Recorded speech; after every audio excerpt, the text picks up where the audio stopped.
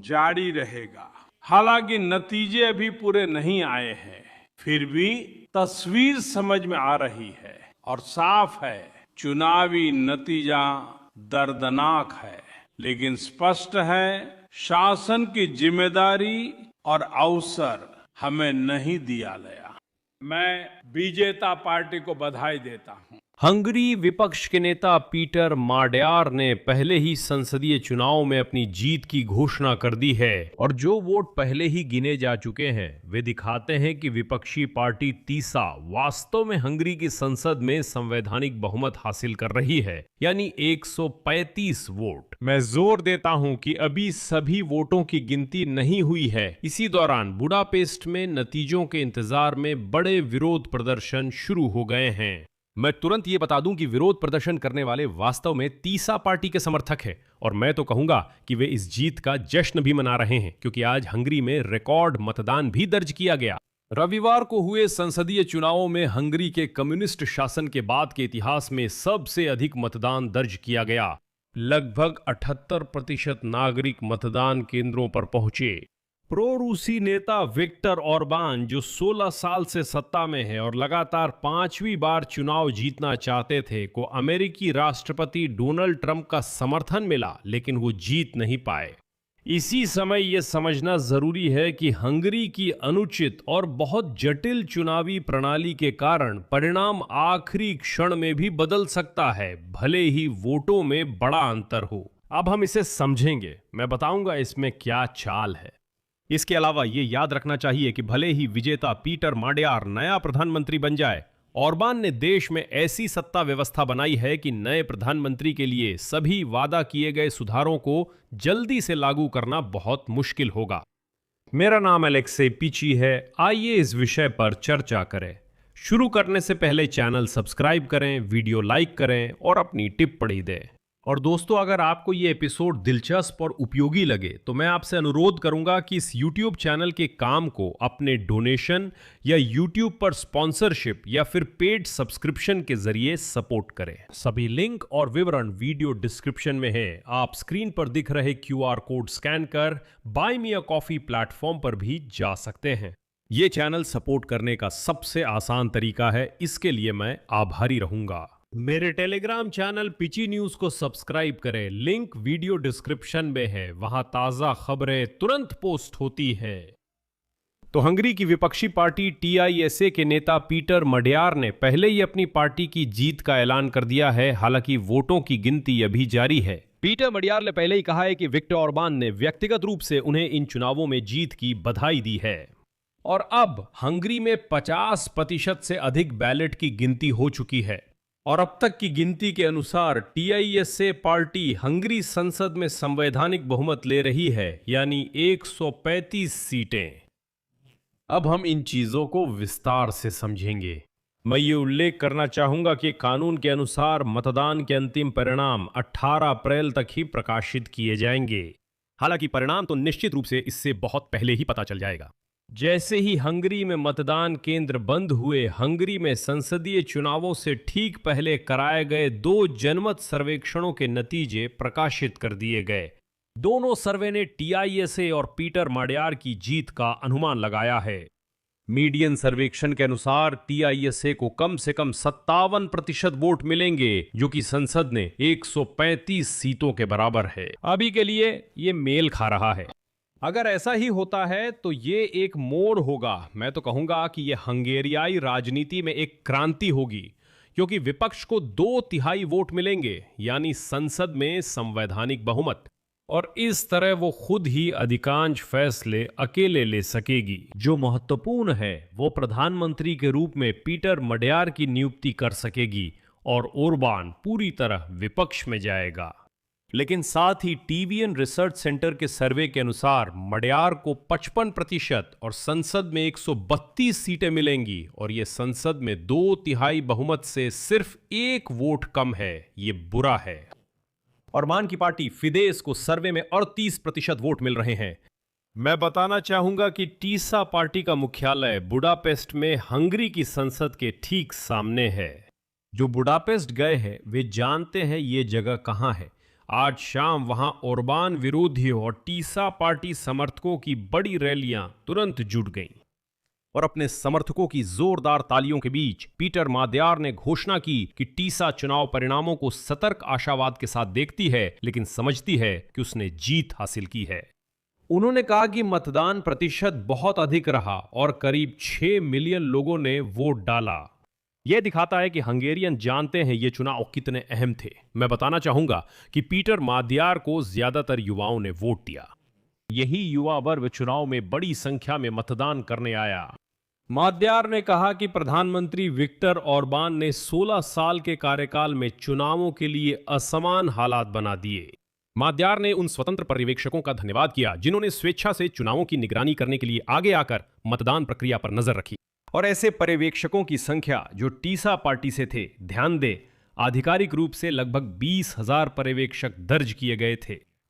एक और महत्वपूर्ण बात यह है कि आज संसदीय चुनावों में देश के पूरे पोस्ट कम्युनिस्ट इतिहास में सबसे अधिक मतदाता उपस्थिति दर्ज की गई।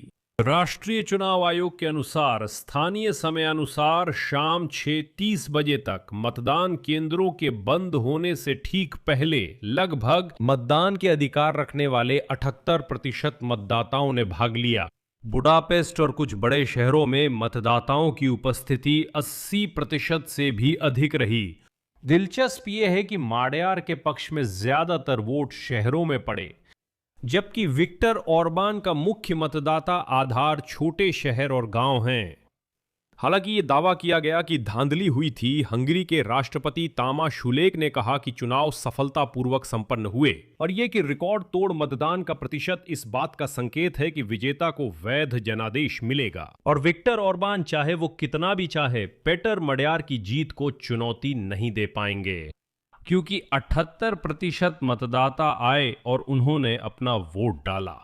लेकिन यहां ये याद रखना चाहिए कि हंगरी में बहुत जटिल चालाक चुनावी प्रणाली है जो विजेता को अपनी सुधारें लागू करने की अनुमति नहीं दे सकती। और ऐसा लगता है कि जीत मिल गई है, जैसे कि वो जेब में है। लेकिन मैं दोहराता हूं, इस समय केवल 50% वोटों की ही गिनती हुई है। आगे वही जटिल चुनावी प्रणाली लागू होती है जिसे विक्टर ऑरबान ने बनाया है और अब हम इसी के बारे में आपसे बात करेंगे। हंगरी की संसद, जिसे नेशनल असेंबली कहा जाता है, उसमें 199 सीटें हैं, 199 सांसद। संसद में सीटों का वितरण 2 अलग अलग तरीकों से होता है। 106 लोग चुने जाते हैं एकल सदस्यीय निर्वाचन क्षेत्रों में, जहां हर निर्वाचन क्षेत्र एक उम्मीदवार का चुनाव करता है। 106 निर्वाचन क्षेत्र है, हर एक से एक सांसद चुना गया, कुल 106 सांसद हुए। जिस उम्मीदवार को अपने निर्वाचन क्षेत्र में सबसे ज्यादा वोट मिलते हैं वही जीतता है, चाहे उसके वोट 50% से कम ही हों। कोई फर्क नहीं पड़ता, बस इतना जरूरी है कि विरोधी से ज्यादा वोट हों, यानी संसद का बड़ा हिस्सा एकल सदस्यीय निर्वाचन क्षेत्रों से चुने गए प्रतिनिधियों का है।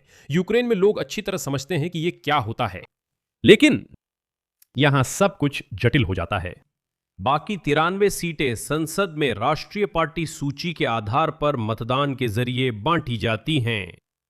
कुल मिलाकर ये सीटें हर पार्टी को मिले वोटों के अनुपात में बांटी जाती हैं। तो मान लीजिए अगर कोई पार्टी, चलिए मान लेते हैं 50 नहीं, मान लीजिए 57% वोट लेती है। हाँ, पार्टी टीसा को 57% वोट मिलने का अनुमान है, तो 57% वोट उन्हें मिलते हैं। तो उन्हें इन 93 सीटों में से ठीक 57% सीटें मिलती है। यह एक महत्वपूर्ण बात है जिस पर ध्यान देना चाहिए। हालांकि कुछ शर्तें विक्टर ऑरबान ने मतदाताओं को भ्रमित करने के लिए लगाई हैं और इस तरह कह सकते हैं बहुत ही हाइब्रिड और कानूनी तरीके से नतीजों में हेरफेर किया जा सकता है। 93 में से किसी भी सीट पर दावा करने के लिए हर पार्टी को कम से कम 5% वोट हासिल करने होंगे। यही न्यूनतम सीमा है। ऐसी ही व्यवस्था यूक्रेन में भी लागू है। इसमें कुछ असामान्य नहीं है, लेकिन यहीं से दिलचस्प बात शुरू होती है। हंगरी में तथाकथित अतिरिक्त वोट भी होते हैं। बोनस वोट ये क्या होते हैं? क्या आपको एकल सदस्यीय निर्वाचन क्षेत्रों में मतदान याद है? यही बात है। विजेता को जो वोट मिले हैं उनमें से कुछ वोट अपने आप उस पार्टी को मिल जाते हैं जिसका वह प्रतिनिधित्व करता है। और इस तरह अगर ओरबन की पार्टी को मान लीजिए 38% वोट मिलते हैं, लेकिन उसके पास बहुत सारे बहुमत वाले उम्मीदवार हैं जिन्होंने अपने क्षेत्रों में 50% से ज्यादा वोट लिए हैं, तो ओरबन की पार्टी को ये अतिरिक्त वोट भी मिल सकते हैं। यानी अंत में नतीजों की फिर से गणना हो सकती है और कहा जा सकता है हमारे एकल सदस्यीय क्षेत्रों में कई लोगों ने प्रतिनिधियों को वोट दिया, इसलिए हमें कुछ अतिरिक्त वोट बोनस मिलना चाहिए। अगर आप उलझे हैं तो जान ले कि यह सब कुछ नहीं है। स्थिति को और जटिल बनाने के लिए हंगरी के नागरिक जो 13 आधिकारिक रूप से मान्यता प्राप्त जातीय अल्पसंख्यकों में से किसी एक से संबंधित है, जैसे कि रोमानी, स्लोवाक, जर्मन आदि, वे राष्ट्रीय पार्टी सूची के लिए मतदान करने से इनकार कर सकते हैं और इसके बजाय इन अल्पसंख्यकों के लिए राष्ट्रीय सूची से किसी अलग उम्मीदवार के लिए वोट कर सकते हैं। और यही सब नहीं है। अगर किसी हंगरी नागरिक का पता दर्ज है, यानी वो किसी पते पर पंजीकृत है, तो उसे चुनाव में 2 बैलेट दिए जाते हैं, एक पार्टी के लिए और दूसरा एकल सदस्यीय निर्वाचन क्षेत्र के लिए।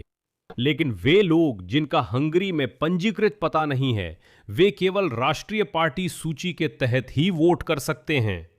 और यही सारी उलझनें हमेशा ओरबन की पार्टी को बहुमत जुटाने में मदद करती थीं, भले ही पार्टी वोटिंग में वे शायद उतने वोट न भी पा पाते।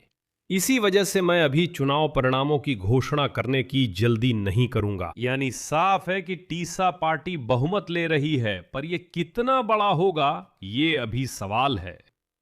देखिए, विक्टर ओरबान के आलोचक कहते हैं कि उनकी चुनावी सफलता का बड़ा हिस्सा हमेशा कथित बाहरी दुश्मनों की तलाश पर आधारित रहा है। हर चुनावी चक्र में कोई न कोई किसी नई बाहरी धमकी से चिन्हित रहा है। शुरुआत में विक्टर ओरबान ने अलग अलग सामाजिक संगठनों का विरोध किया जो उनके अनुसार सोरोस द्वारा फंड किए जाते थे, जो कि आप जानते हैं किस राष्ट्रीयता के हैं। फिर विक्टर ओरबान ने उन उदार संस्थाओं का विरोध किया जो कथित तौर पर ब्रुसेल्स से हंगरी में कुछ विचार थोप रही थीं, और उन्होंने देश की राष्ट्रीय यहां तक कि राष्ट्रवादी संप्रभुता का समर्थन किया। फिर समस्या प्रवासियों की हो गई। वो बोले, हम प्रवासियों के खिलाफ लड़ रहे हैं, यही चुनावी अभियान का मकसद था। इसके बाद विक्टर ओरबान ने अपनी अभियान LGBT+ आंदोलन के खिलाफ बनाई। पता चला कि LGBT सबसे बड़ा बुराई है, इसलिए पूरी अभियान इसी पारंपरिक मूल्य और इसी के आसपास बनाई गई थी। और इस साल मुख्य विरोधी यूक्रेन और व्लादिमीर जेलेंस्की है, जो कथित तौर पर हंगेरियनों को रूसियों के साथ युद्ध में घसीटना चाहते थे। खुद पेत्र माद्यार की कहानी, जो अब हंगरी के नए प्रधानमंत्री बन सकते हैं, भी दिलचस्प है। अगर आपसे ये छूट गया हो तो विपक्षी पार्टी टीसा के नेता पेत्र माद्यार कभी विक्टर ओरबान का समर्थन करते थे और उनकी पार्टी व टीम का हिस्सा थे, क्योंकि कभी विक्टर ओरबान खुद को एक उदारवादी और कम्युनिस्ट विरोधी के रूप में पेश करते थे। माद्यार ने ओरबान की पार्टी बड़े घोटालों के चलते छोड़ी, जिनमें कुछ की शुरुआत उन्होंने खुद की थी, क्योंकि वे ओरबान की टीम के भीतर थे।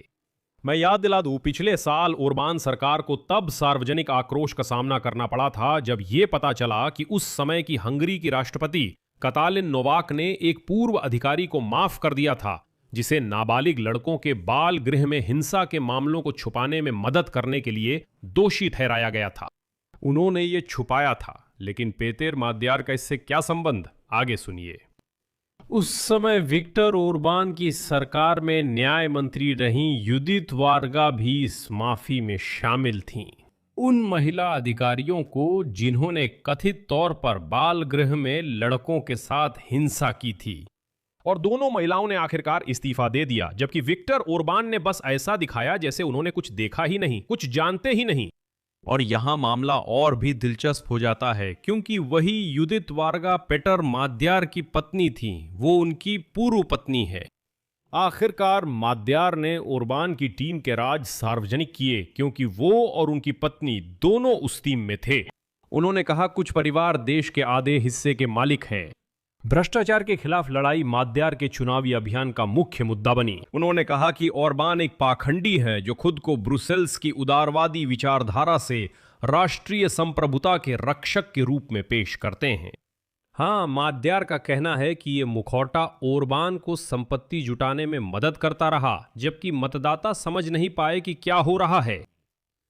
और खास बात यह है कि माद्यार ने अपना चुनावी अभियान हंगरी की रोजमर्रा की समस्याओं पर केंद्रित किया। वहां आर्थिक ठहराव व खराब स्वास्थ्य व्यवस्था जैसी समस्याएं थीं। विक्टर ओरबान ने अपनी चुनावी मुहिम विदेश नीति पर केंद्रित की। माद्यार ने रूस यूक्रेन युद्ध या हंगरी के यूरोपीय संघ के साथ संबंधों पर अपनी स्थिति के बारे में लगभग कुछ भी नहीं कहा। कुल मिलाकर विपक्षी पार्टी टीसा पार्टी स्पष्ट रूप से प्रतिशत के हिसाब से जीत हासिल कर रही है, लेकिन सवाल यह है कि यह जीत कैसी होगी, क्योंकि अगर टीसा पार्टी वोटों के प्रतिशत के हिसाब से संसद में 2/3 सीटें नहीं जीत पाती है, तो ओरबान की पार्टी और भी ज्यादा दक्षिणपंथी नेताओं के साथ गठबंधन कर सकती है ताकि माद्यार प्रधानमंत्री न बने, वरना स्थिति बिगड़ जाएगी। क्योंकि टीसा पार्टी ने माद्यार के नेतृत्व में जो वादे किए थे, मान लीजिए वे सिर्फ बातों तक ही सीमित रह जाएंगे, क्योंकि ओरबान उन्हें लागू नहीं करने देगा। चूंकि संसद में गठबंधन के कारण माद्यार प्रधानमंत्री नहीं बन पाएंगे। फिलहाल विक्टर ओरबान ने आधिकारिक रूप से हार मानी है। अब मैं उनका उद्धरण पेश करता हूं। चुनाव नतीजे भले अंतिम नहीं है, लेकिन साफ है, देश चलाने की जिम्मेदारी और अवसर हमें नहीं मिले। मैंने विजेता पार्टी को बधाई दी। तो ओरबान ने हार स्वीकार कर ली है, टीसा पार्टी जीत रही है। अब हम पहले बयानों का इंतजार करेंगे। पीटर माद्यार के बारे में हमें एक यूक्रेनी होने के नाते सबसे जरूरी ये जानना है कि वो यूक्रेन और यूरोपीय एकीकरण के प्रति क्या रुख रखेंगे। क्या यूक्रेन के यूरोपीय संघ में शामिल होने का समर्थन करेंगे या नहीं? जैसा मैंने कहा, बयान दिए गए थे, लेकिन वे काफी अस्पष्ट थे। इसलिए मैं ये नहीं कह सकता कि वो ऑर्बन जैसे होंगे। वो स्पष्ट रूप से रूस समर्थक नहीं होंगे, लेकिन फिर भी जैसा कि उन्होंने खुद कहा, मैं सबसे पहले हंगेरियनों के हितों की रक्षा करूंगा, जो कि वैसे भी स्वागत योग्य है। मैं यही विराम लेता हूं। अपनी राय और निष्कर्ष कमेंट्स में लिखें, चैनल सब्सक्राइब करें, बेल आइकन दबाएं और लाइक करें। और दोस्तों, अगर ये एपिसोड आपके लिए दिलचस्प और उपयोगी रहा हो तो मैं आपकी मदद के लिए आभारी रहूंगा, क्योंकि आपकी मदद से ही ये YouTube चैनल चलता है। आप डोनेशन, पेड सब्सक्रिप्शन या YouTube पर स्पॉन्सरशिप के जरिए समर्थन कर सकते हैं। आप स्पॉन्सर करें बटन क्लिक कर चैनल के स्पॉन्सर बन सकते हैं।